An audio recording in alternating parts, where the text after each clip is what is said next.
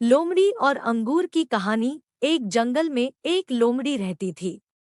एक दिन वह भूखी प्यासी भोजन की तलाश में जंगल में भटक रही थी।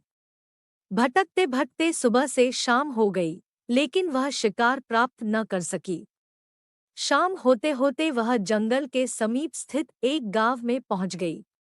वहां उसे एक खेत दिखाई पड़ा।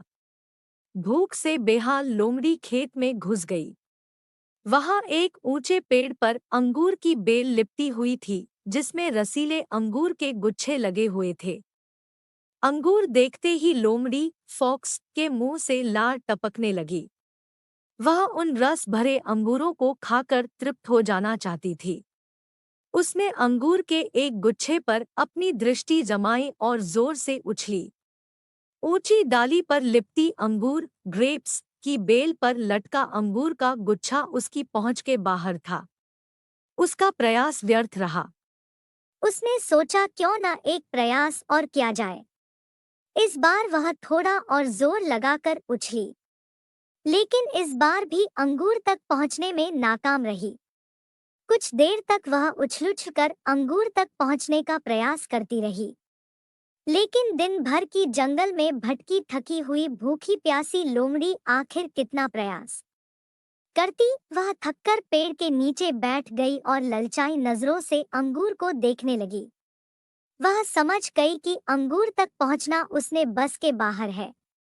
इसलिए कुछ देर अंगूरों को ताकने के बाद वह उठी और वहां से जाने लगी। वह अंगूर खाने का विचार त्याग चुकी थी। पास ही एक पेड़ पर बैठा बंदर मंकी उसे बहुत देर से देख रहा था।